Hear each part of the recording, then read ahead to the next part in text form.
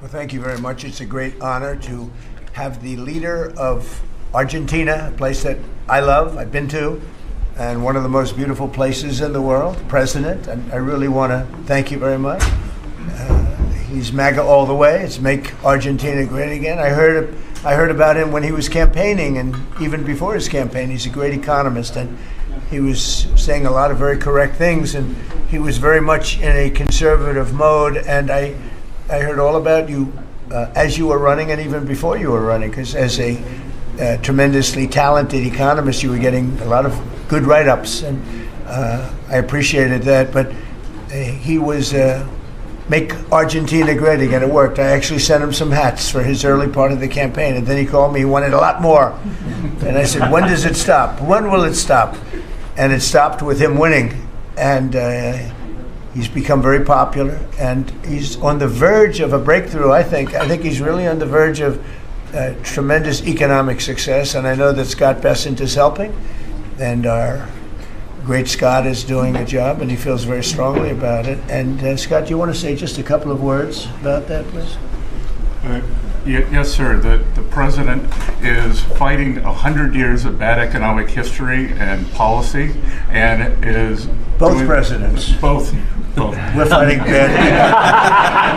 I thought he was talking about the U.S. president when he said. And there's a midterm election coming up. We think he's going to do quite well, and then continue his reform agenda. Mr. President, as you said, President Obama had a big opportunity during his term, which he wasted. Many governments in Latin America went center-right, and the U.S. ignored them. We are not going to ignore our allies. It is economic strength. We're using our economic strength to create peace, just as you've done all over the world. And it is much better to form an economic bridge with our allies, people who want to do the right thing, than have to have shoot at narco gunboats. So we think that this is an opportunity for the Argentinian people, and that President Milei is the one to do it. He's got a great cabinet. He's got a great team who we've worked with over the past weeks. And the election is coming up very soon, and it's a very big election being watched by the world, because he's done an incredible job. But with that comes some pain, and they have some pain, and now they're coming out of it. I think the victory is very important. Your poll numbers, I hear, are pretty good, but I think they'll be better after this.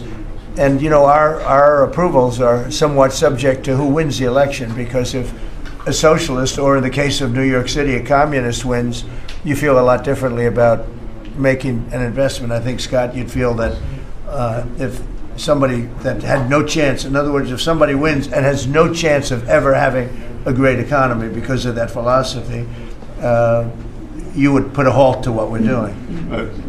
Yes, sir, and we're confident that President Milei is going to do well. We've been criticized by a couple of American Peronists, like Senator Warren. And she and that's a compliment. Yeah. She has no idea what she's doing. She's a nasty, horrible senator. Go ahead. Other than that, I like her very much. Yes, and she and her protege in New York, Mandame, who I don't even think he's a Peronist. I think he's more of the communist Chauvinismo. So we stand with the president and what he stands for, and the hope for the Argentinian people. And President Trump, just like you, he carries the young people. So it's hope for the future. The Argentines have made the decision to shake off 100 years of bad policy. They went from one of the richest countries in the world to a ton of debt. And I think that with the bridge the U.S. is giving them and the strong policies, that Argentina can be great again. Thank you very much. Please, go ahead, please. Muchísimas gracias por esta recepción. Me siento muy honrado, muy especialmente en este momento en el que, digamos, gracias al gran liderazgo suyo presidente Trump ha logrado la paz en Medio Oriente. No solo este gran logro que ha sido alcanzar la paz en Medio Oriente, sino lograr el retorno de los 20 rehenes vivos.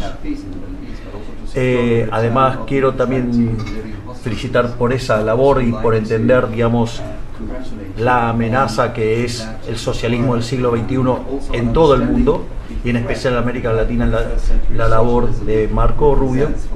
Y también quiero agradecer profundamente el enorme trabajo que ha hecho el secretario Bessent, digamos, para ayudar a superar este problema de iliquidez que tenía Argentina como consecuencia, digamos, de los ataques políticos que hemos sufrido por nuestros opositores, que no quieren que Argentina vuelva a abrazar las ideas de la libertad y que quieran volver a abrazar ideas perimidas, fracasadas, que en el fondo no son ni más ni menos que caminos que conducen al socialismo.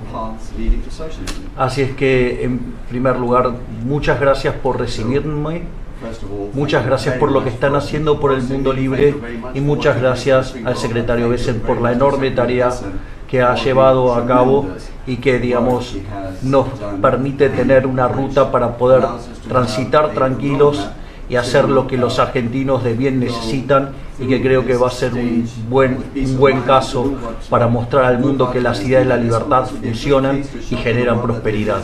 Muchísimas gracias. Thank you very much. Do we have a interpreter that wants to? You all either have that. Has everyone understood? Because I think you made a very important, profound statement, actually. But we could have it interpreted if you want. Does anybody want it interpreted? Would you like that? Would you like it? Can the interpreter speak what? Do we have somebody set up for that? You want? It's actually simultaneous, so if the President would like to repeat his statement, we can do it. No, that's okay. Don't worry about it. We'll leave it that way. So it's an honor to have you here. And I just want to tell you that your career has been an amazing one, and it's going to continue with the election. You're going to win the election. We're going to endorse you. I'm going to endorse you today, fully endorse you. And people in Argentina like me. A lot of people like me. I'm even surprised myself. But we had a great week. We had a great weekend. We had a great period of time in the Middle East. It was very comprehensive. It went very rapidly, and I think it's going to lead to something that's going to be unrecognizable, certainly for the Middle East. What's taken place in the last few days, people can't believe it. I've never seen anything like it. I've never seen the love and the spirit. And I've done a lot of things. I've done a lot of deals. I've done a lot of political deals where countries come into line or whatever, but I've never seen anything like this, the level of love. And it has to do with the mystique of the Middle East, I think, because if I did other countries, I did 7 other settlements of wars, complete settlements of wars, and it was very well received. But this is something I've never seen anything like it. The media covered it very fairly, and even the fake news, of which we have a lot, they actually covered it fairly for a change. And I appreciated that. We have to get back to that. It's so important. But I just want to say it's a pleasure to be with you, and we're going to have lunch, and we'll take a couple of questions from the news, and I'm sure they'll be extremely non-hostile and friendly. Like JD went through a very friendly interview with George Slobodanopoulos, who was nice enough to pay me $16 million the last time we came. He had to pay $16 million to me, which was good. It was worth having somebody lie. If you get $16 million, that's good. But JD had a very nasty person interviewing him, and we can't let that happen. Just as inappropriate to cut off a highly respected vice president of the United States mid-sentence. I guess it's one way to win an argument. That was the only way he was going to win the argument. So it was pretty inappropriate. I want to tell you that. So thank you very much. Do you have something there? Yes. Oh, good. Thank you. Sí. Quería darle. I'll get it.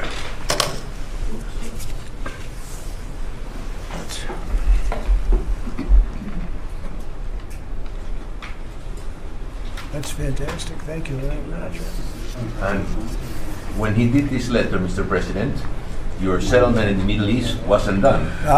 So we have to do a new letter Let's do that. to include a gap, because this is a very important. You'll have to add one extra sentence. Exactly.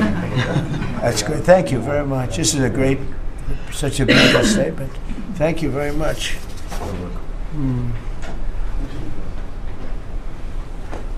That's beautiful. Thank you.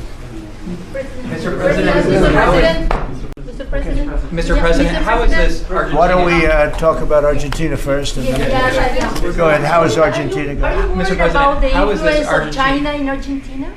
Sorry. Go ahead. How is this Argentina rescue package America first?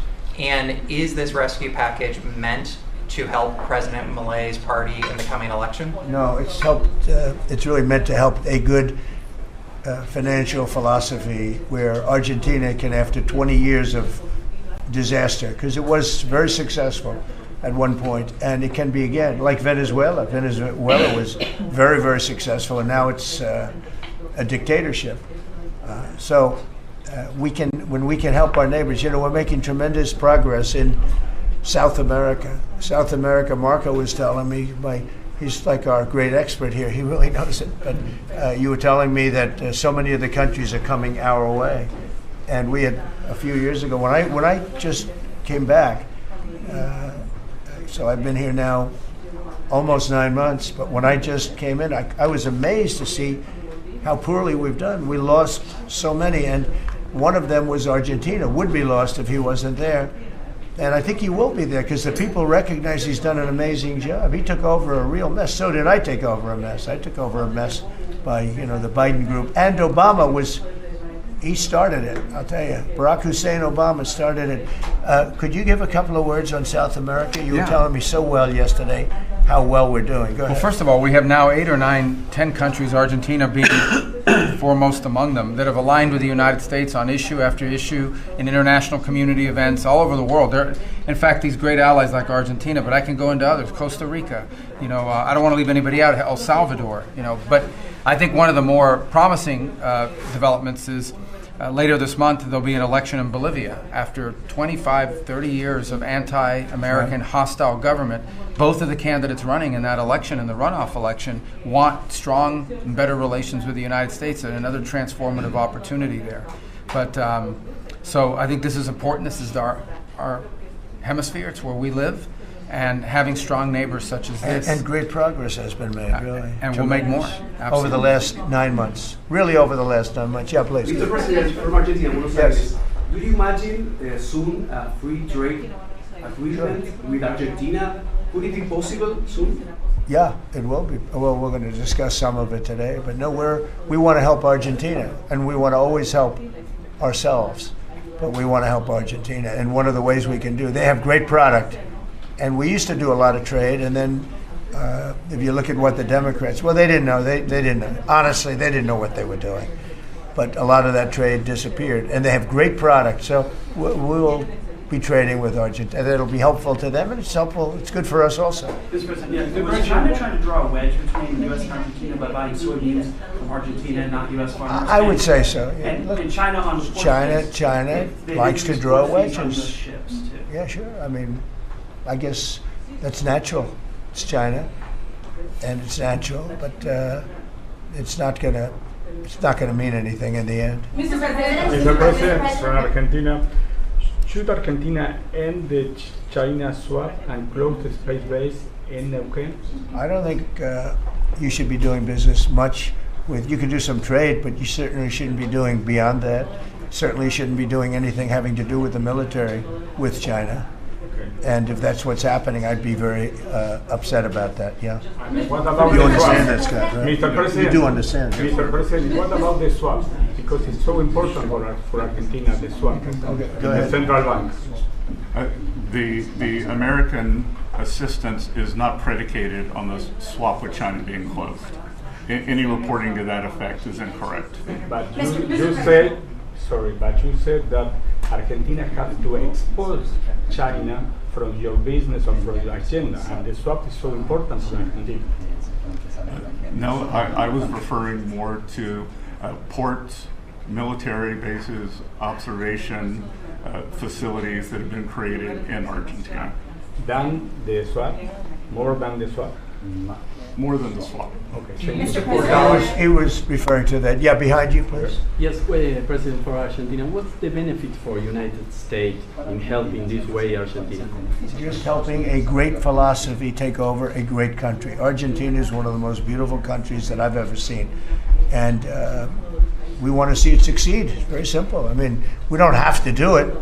It's not going to make a big difference for our country, but it will in terms of South America. If Argentina does well, you're going to have others following, and a lot of others are following.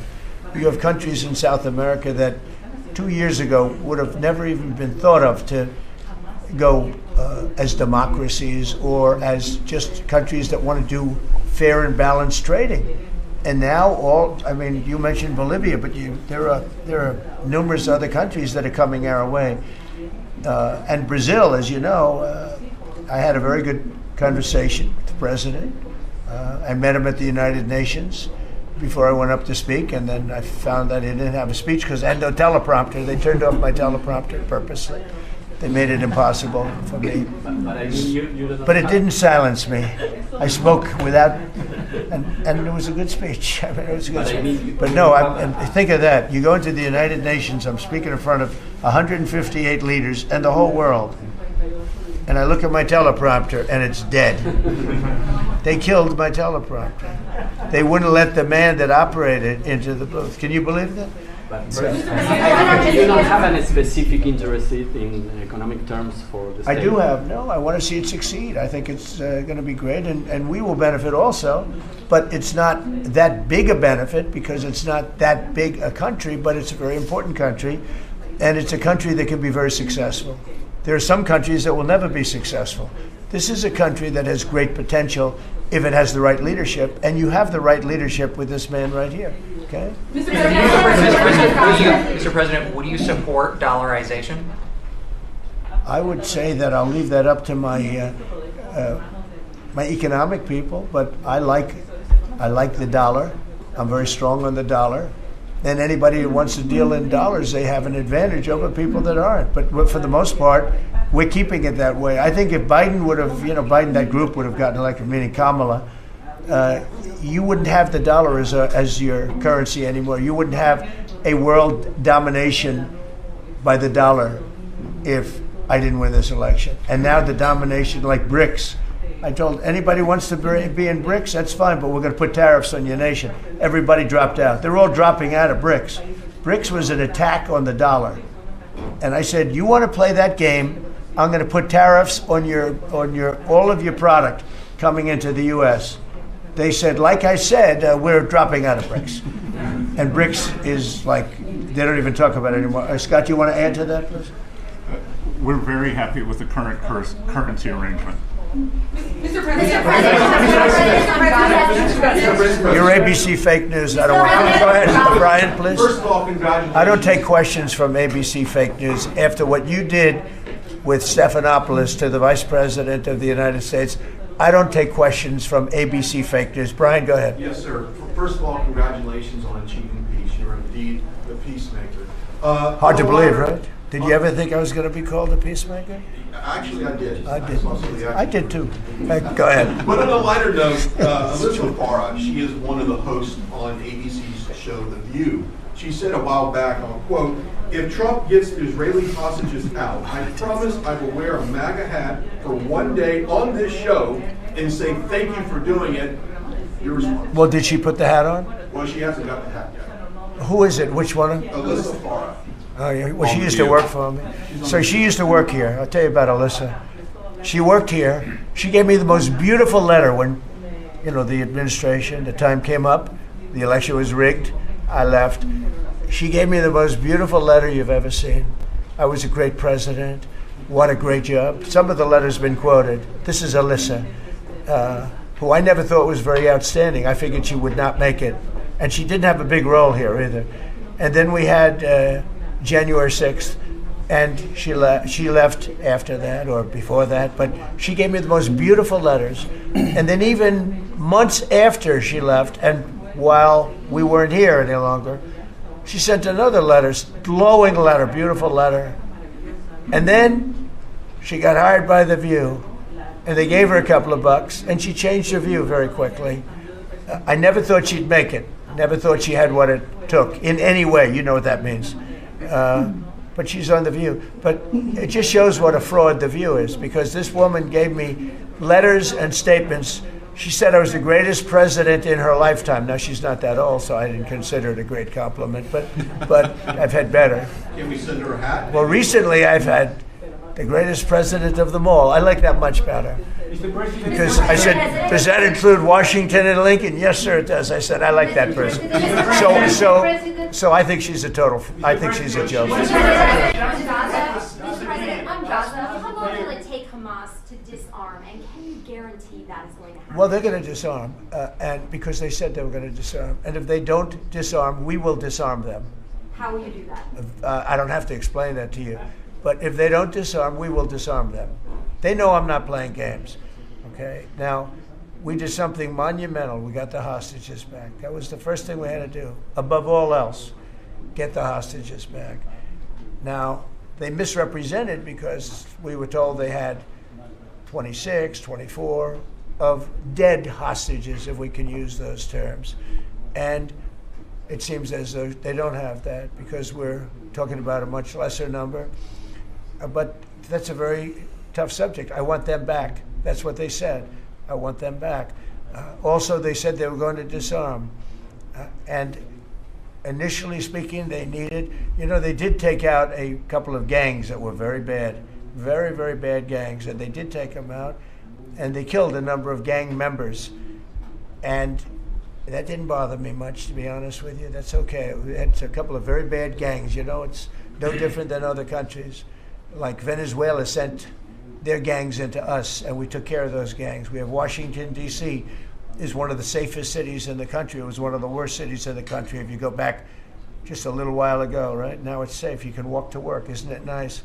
But we have told them we want to disarm, and they will disarm. And if they don't disarm, we will disarm them. And it'll happen quickly and perhaps violently. But they will disarm. Do you understand me? Yes. You say because quickly. Everyone says, oh, well, they won't disarm. They will disarm. And I spoke to Hamas, and I said, you're going to disarm, right? Yes, sir, we're going to disarm. That's what they told me. They will disarm, or we will disarm them. Got it? Okay, What next. is the deadline? You say quickly, sir, you say quickly, but what is the deadline you're going to put on that? A reasonable period of time, pretty quickly. Mr. A President. reasonable period of time. Congratulations on the peace you achieved in the Middle East, first Thank of you all. very much. And the question is regarding Argentina. Does continue? Are you from Argentina? I'm from Argentina, yes. I like the Argentina. I like them much better than ABC. Than ABC fake news. Me too, sir. Yes, go ahead. Does continued U.S. support for Argentina depend on the results of the upcoming legislative elections and the ability of the government to pass long-lasting reforms through Congress? Well, I think if they don't do that, we're not going to be around very long. Scott, can you handle that one, please? We're confident that the president's party will and the coalition will do well in the election, and this aid is predicated on robust policies, and going back to the failed Peronist policies would cause a U.S. rethink.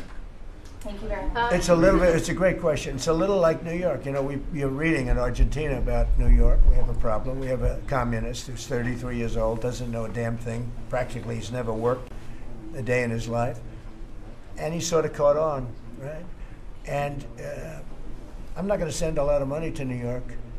I don't have to. The money comes all through the White House. And if they're going to be sending us stupid policies, communist policies, which is proven for thousands of years doesn't work. We don't have to prove it again.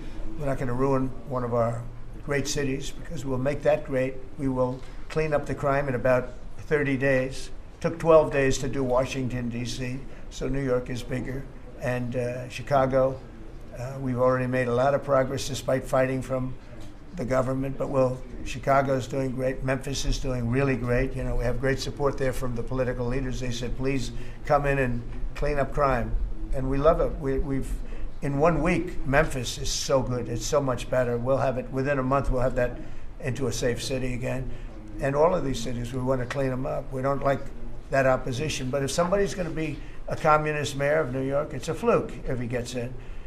There are a lot of failed people that he's running against. I mean, we have inferior candidates or something, and because it's impossible to think that New York City can have a communist mayor. He's a communist. He's not a socialist, by the way. There's a big difference. He's a communist. He's down and dirty. He's a communist. He hates police. He wants to get rid of all police. I mean, how can a policeman? He hates Jewish people, and yet he's got Jewish people supporting. He hates Jewish people. So it comes through the White House. The funding for New York and for every place comes through the White House. And I'm very generous, and I was always very generous with New York, even when you had opposition there, but I was always very generous. But I wouldn't be generous to a communist, a guy that's going to take the money and throw it out the window, because you're talking about hundreds of billions of dollars. And we're not going to let somebody get into office and squander the taxpayer money from this country. We're not going to let it happen. So it's a little bit like that with, if you take a look at Argentina, if the president doesn't win, I know the person that he'd be running against, I believe, probably. We probably have the person. The person is extremely far left and a philosophy that got Argentina into this problem in the first place. So we would not be generous with Argentina if that happened. If he loses, we are not going to be generous with Argentina. Mr. President, you talk about the Argentina and important in the Latin American. What is your plan for Venezuela? But is the terrorism, the narco-terrorism in the President Maduro? What is your plan? Well, Venezuela's done a couple of things very badly. Number one, we get drugs and all of that. But we get something in a way worse because they're a big purveyor of drugs, but we have worse. What they do very well is they send their criminals into the United States, and they send Tren de Aragua, that you know very well. You're from Venezuela, I assume.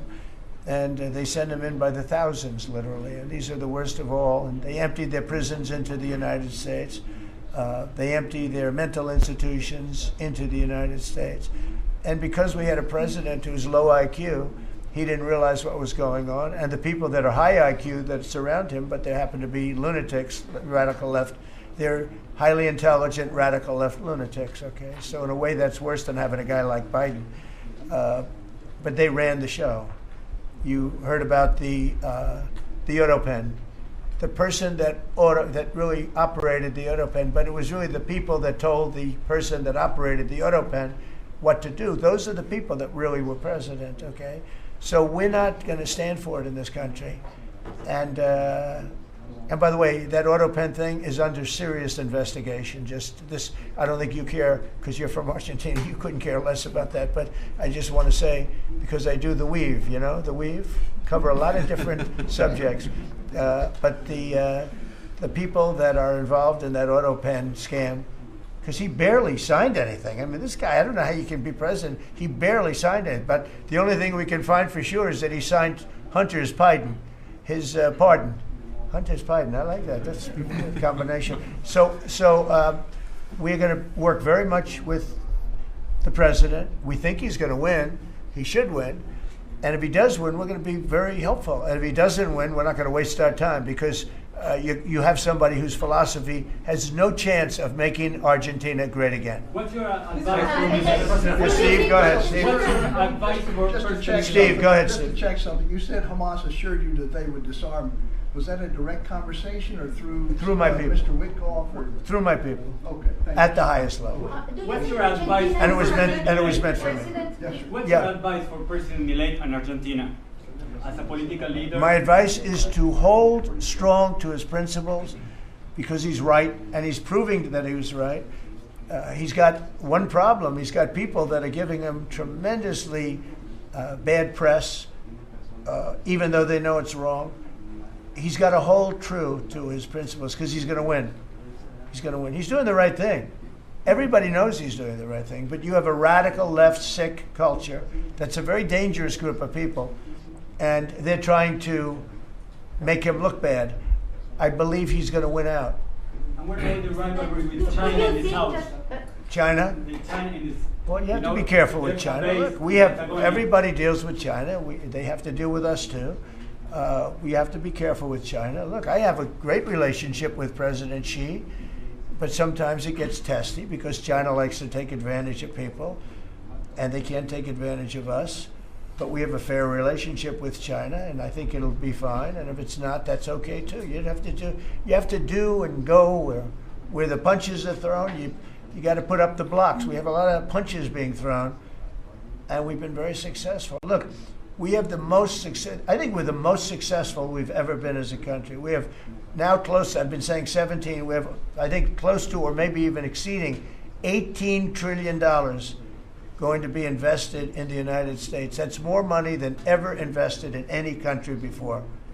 Even countries with much bigger populations like India or like China, nobody's ever had $18 trillion invested in the country. We have, and that's because of November 5th election, because I won.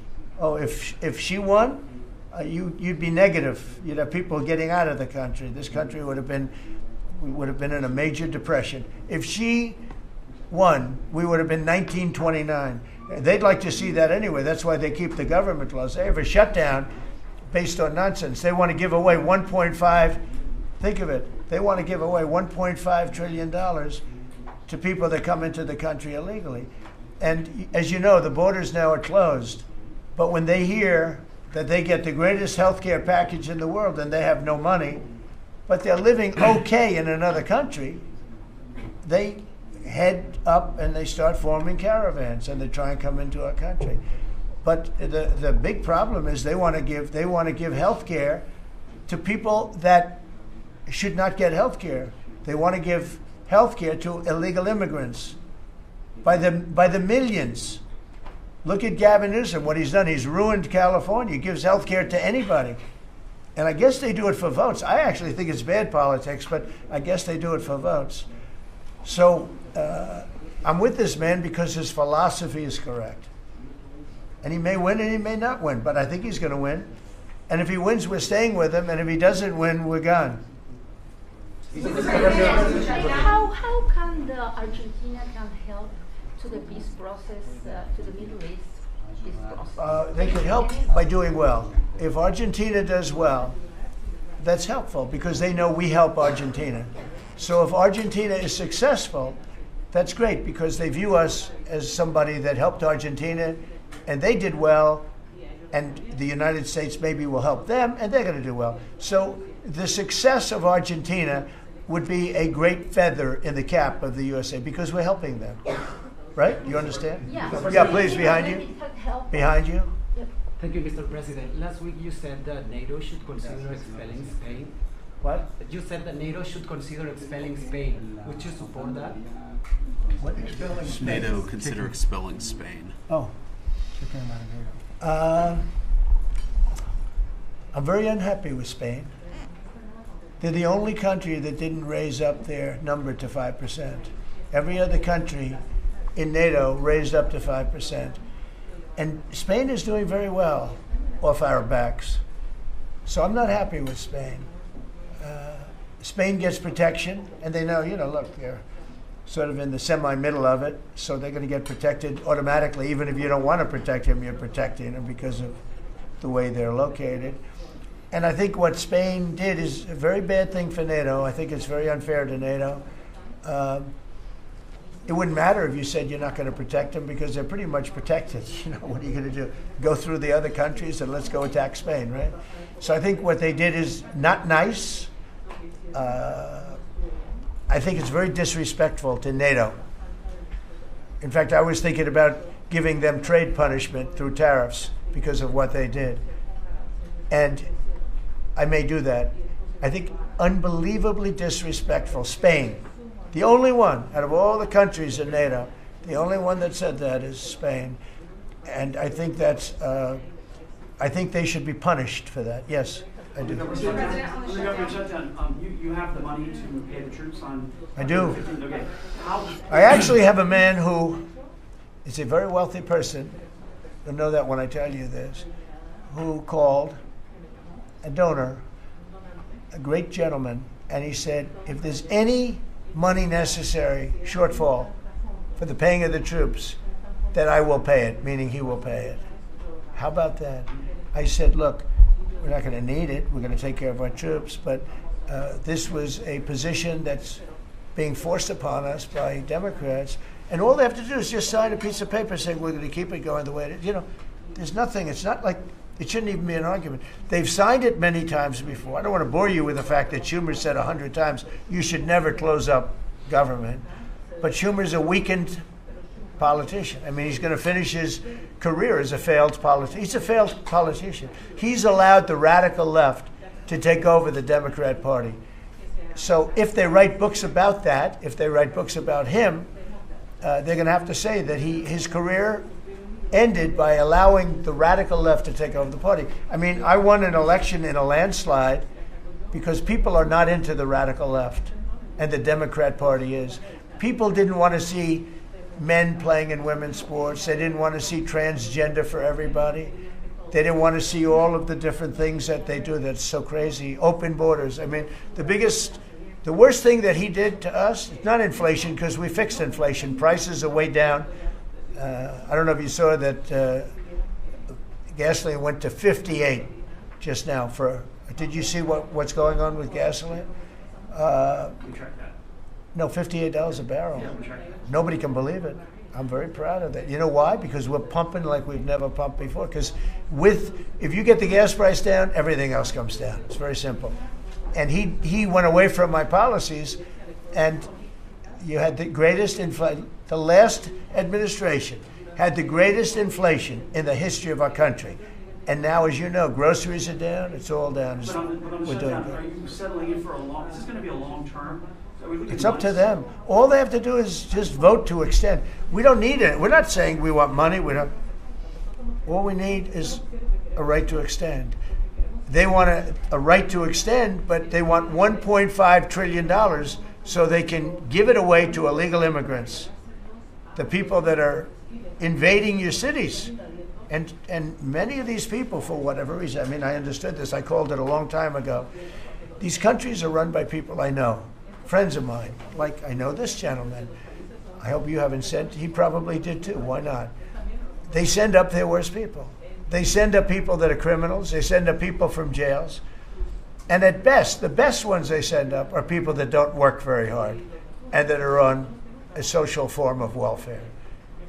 And they're sending those people into the United States. I don't blame them. I'm angry at them, but I don't blame them. But I'm really angry at Biden and Kamala and that group of lunatics for allowing it to happen, because it's the hardest thing. Now, you know, we're sending them out. It's incredible the job that Christie and Tom Homan and the whole group is doing. But we shouldn't have to be doing that. We're doing a lot of work on getting people out of here. Tren de Aragua has caused tremendous damage, and our soldiers are great. You know, our soldiers are now based on merit. They're not based on woke, because we won the case in the Supreme Court, which was the bravest case. I have such respect for the Supreme Court because of what they did with merit, because our country was built on merit. Countries are destroyed on woke. You know, I made a statement, and I hated to make it because it sounded bad, but everything turns to, you know what, when it goes woke. You remember the term. I don't like to use it because you might have some children listening, but it turns bad. And no, we have the hottest country right now anywhere in the world. That's why he's here. That's why every other country wants to meet here too. But we only have so many hours in the day and days in the week. But we get the hottest country. Think of it. We were a dead country a year and a half ago. And now we have the hottest country anywhere in the world. It's pretty good. You did a good job. Okay, any other questions? Go ahead, you. Would you like to visit Argentina soon? There is an invitation for that. What does that mean? Do you like to visit Argentina? I do. I would love to. I'm just a little busy. I would love to. I'd love to go to Argentina. I'd like to be like Biden.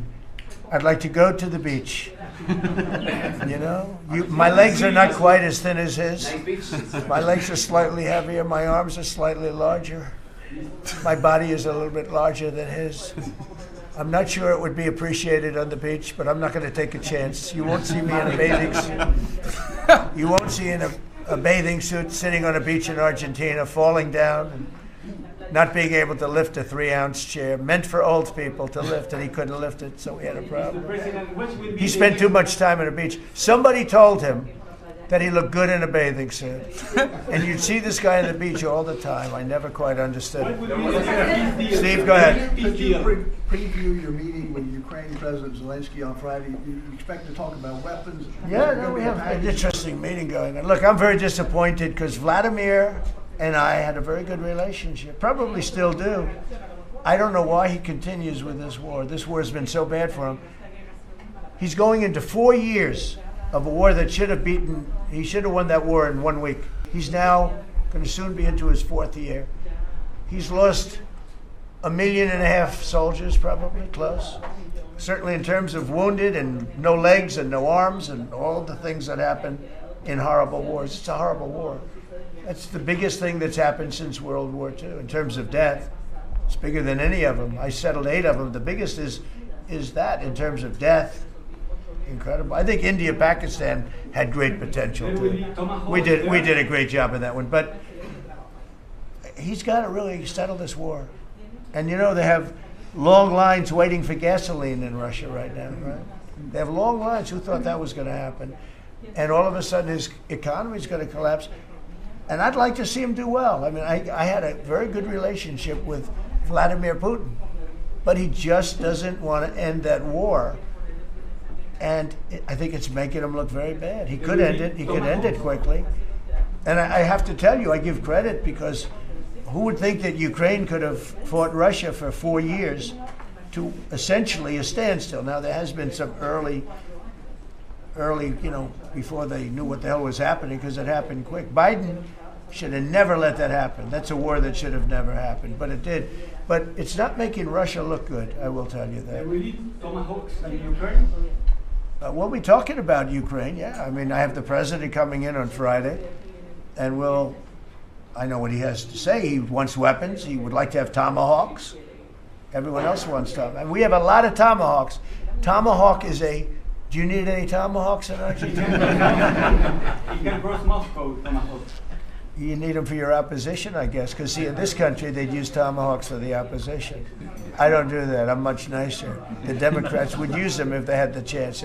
They're sick people. Go ahead. President, are you worried that this plan with Argentina can fail? Anything can fail. Anything can fail. You never know. That's why I say Putin should do something about the war, because so far, I mean, it's turned out to be very bad for him, but anything can. So this plan can fail, sure it can fail, but it's got a better chance, I would say, Scott, it's got a better chance of success than failure. And if it's successful, it's an unbelievable success. It can transform your country into greatness. It's got a great chance. We'd like to give it a chance. Anything can fail, but we'd like to give it a chance. And we think, because he's made so much progress, I mean, the work that he's done over the last 4 years is incredible. And it would be a shame to lose that progress. He's very close to having a big success. Mr. President, will you consider removing restrictions on the press that report at the Pentagon? And have you spoken to Secretary Hayes about this? I have, yeah. Well, he's finding, I think I can speak for him. I'll let him speak for himself, but I think he finds the press to be very disruptive in terms of world peace and maybe security for our nation. Press is very dishonest. Not you, but the press is very dishonest. You have something to say, Pete? Well, I very much appreciate the question because it was interesting to watch. We had a chance to go along on the historic trip of Middle East peace, which our generation of veterans never dreamed would be possible. So you would think that the Pentagon press corps of all press corps would be front and center across the board on wanting to give credit to the president for forging this kind of peace, and instead what they want to talk about is a policy about them, which simply says maybe the policy should look like the White House or other military installations where you have to wear a badge that identifies that you're press, or you can't just roam anywhere you want. It used to be, Mr. President, the press could go anywhere, pretty much anywhere in the Pentagon, the most classified area in the world. Or also that if they sign on to the credentialing, they're not going to try to get soldiers to break the law by giving them classified information. So it's common sense stuff, Mr. President. We're trying to make sure national security is respected, and we're proud of the policy. You know, we have an option here. As you know, the press years ago moved into the White House. It used to be across the street. We could move them. You're lucky I'm president, because we could move them very easily across the street. They used to be there. They would have more room. We have a beautiful, nice space. You can sit all by yourselves and have fun. Instead, you walk around the White House talking to anybody that can breathe. And, you know, but I find that when it comes to war, and now our great Department of War, we have some great people over there, I think it's it bothers me to have soldiers and even, you know, high-ranking generals walking around with you guys on their sleeve, asking them, because they can make a mistake, and a mistake can be tragic. They can do it innocently too. They can, you know, and they're not press people. They don't really deal with the press, so they're not really necessarily good at it. Although I think it's mostly instinctual, one way or the other. You're either good at things or you're not. But I could see you being bothered by that. And so you have them in an area and you treat them fairly, but they're not allowed to go into much like the somebody's office and sit with them for 10 hours. Right? Yes, sir. Yeah, I can understand. Boston had some street takeovers that we saw. Are you going to work with or try and work with the mayor of Boston? And then they have a World Cup. They have several World Cup games. I know Argentina does have World Cups. They have several World Cup games. Could those games move to cities that do work? It could. We could take them away. I love the people of Boston. I know the games are sold out. But your mayor is not good. They're worse than her. At least she's intelligent. You know, some are extremely low IQ. Those bother me more. She's intelligent, but she's radical left.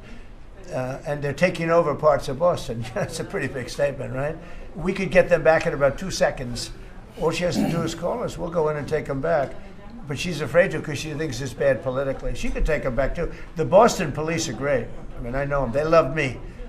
She'll never tell them to go after Trump because they love me and I love them. And I got a tremendous police vote and military vote, you know, and fireman vote, all of them. No, I think she is hurting Boston. The answer is yes. If somebody is doing a bad job, and if I feel there's unsafe conditions, I would call Johnny, the head of FIFA, who's phenomenal, and I would say, let's move it to another location. And he would do that. He wouldn't love to do it, but he'd do it. Very easily he'd do it. And this is the right time to do it. If I thought Boston was doing something that was going to cause safety conditions for the World Cup, I could say the same thing for the Olympics, because we have events that are in different locations for the Olympics. It's based in LA. If I thought LA was not going to be prepared properly, I would move it to another location if I had to. On that one, I'd probably have to get a different kind of a permission, but we would do that. Gavin Newsom, he's got to get his act together, because had we not gone in at the beginning of my term, had we not gone in with a very strong, powerful force, they would have lost LA. Now, you already lost 25,000 houses to fires. You got a big scar right in the middle of the city. And that should have never happened, because they should have had the water flowing in from the Pacific Northwest. All they had to do is open up the valves. He didn't want to do it. And he didn't want to do it, he says for environmental reasons. I don't believe that, but for some reason he didn't want to do it. Lost 25,000. You had no water in the fire pumps. You had no water in the sprinkler systems in the ceilings. There were no houses. Normally the things would go in the. You might not have lost 2 houses. So if he doesn't play ball, we're going to have to be very tough with him. He's done a bad job. Just to finish off on that, so when we went in, we did a phenomenal job. We went in with great force, and that was the end of it. We put it out. We extinguished that fire, which was agitation, and it was a very dangerous position to be in. And we went in and did a great job. But the chief, said we could have never done this without President Trump and without the federal government coming in. Okay, that was it. He said that. Now, 2 or 3 weeks later, he said, we could have done it. But he knows he couldn't. The city was going to be taken over if I didn't go in. And you have to remember that. Los Angeles was going to be taken over. And we have it where the chief said it, I believe, numerous times. But that was as it was happening. That was a rough one. That was nasty. And if we saw a situation like that, we'd be forced to make a move. Boston better clean up their act. That's all I can say. Go ahead. One more question. Mr. President, talking about shutdown. Yeah, please. Do you feel any urgency to end the shutdown in the next week, 2 weeks, or would you be fine if it stretches into November and then toward the holidays with folks not getting paid? Well, you know, shutdown, we've had many, many shutdowns, and this is a shutdown that shouldn't have happened. A group of people brilliantly decided to make it after the election. I said, thank you very much. In other words, give it to Trump instead of Biden. So it shouldn't happen. And likewise, debt ceiling shouldn't have. But the big, great big, beautiful bill solved the debt ceiling problem for Is there a 2 point where years. you would reach out to No, all here's parties what's that happening try in to the cut a deal? shutdown, though. Honestly, can I put it in plain words for you? And you're a smart guy, so you'll understand, but a lot of people don't. The Democrats are getting killed on the shutdown because we're closing up programs that are Democrat programs that we were opposed to. So we're being able, and they're never going to come back in many cases. So we're being able to do things that we were unable to do before. So we're closing up programs that are Democrat programs that we wanted to close up or that we never wanted to happen, and now we're closing them up. And we're not going to let them come back. The Democrats are getting killed. And we're going to have a list of them on Friday, closing up some of the most egregious, socialist, semi-communist, probably not full communist, we're saving that for New York, but semi-communist programs, and we're closing them up. We're not closing up Republican programs because we think they work. So the Democrats are getting killed, but they're not telling the people about that. I say it, nobody, well, I haven't said it probably as bluntly as I just said it, but so we are closing up Democrat programs that we think that we disagree with, and they're never going to open again. Thank you very much. Thank you, everybody. Thank you.